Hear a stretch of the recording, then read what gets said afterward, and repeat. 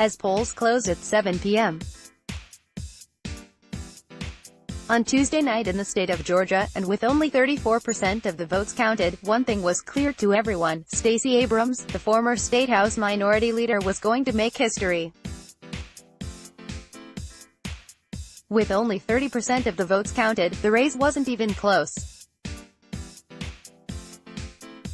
Abrams, who is vying to become the country's first black female governor, trumped Stacey Evans, who was also looking to make history as the first female gubernatorial nominee for any major party in Georgia.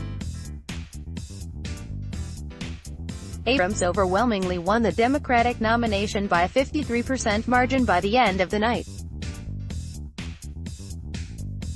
Abrams' triumph isn't just a win for African Americans and young progressives, but also the Democratic Party, which has lost numerous elections over the years to Republican opponents. Come November, she will face the winner of a runoff election between Georgia's Secretary of State Brian Kemp and Lieutenant Governor Casey Cagle. According to the Washington Post, Stacey Abrams, vying to become the country's first black female governor, has surrounded herself with leaders representing women, labor, the LGBT community and other causes on the left, predicting at a rally over the weekend that a rising coalition of minorities and liberal whites is going to turn the state of Georgia, and the nation, blue again. In a victory speech, Abrams echoed the progressive ideologies that not only won her the go-ahead nomination for the gubernatorial seat but one that has now proven the theory that liberals need to curb white, moderate Republican voters. Our mission is to see beyond the challenges that face us, to create a Georgia where our dreams and aspirations become real and lasting legacies, she said.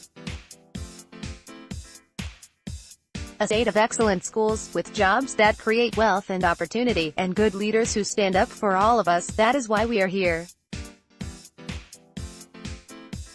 To ensure that all Georgians, from farmers in Montezuma, to mill workers in Dalton, know we value them.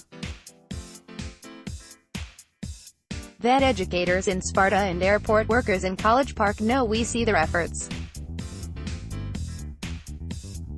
That former prisoners across our state working towards more know we believe in their redemption.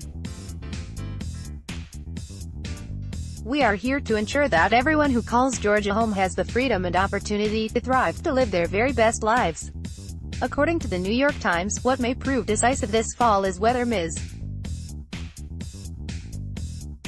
Abrams, in addition to drawing out voters who typically do not vote in a midterm election, can also win over the sort of white women who have recoiled from Mr. Trump-empowered Democratic turnout in a series of special elections and primaries. To do so, she will have to make inroads that have eluded other Democrats.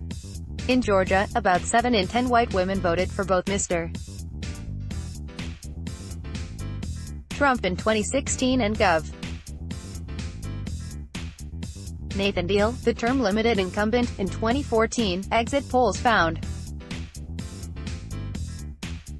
In Georgia's last election for governor, African Americans made up about 30% of the electorate, and 9 in 10 gave their votes to Jason Carter, the Democratic nominee and a grandson of the former President Jimmy Carter.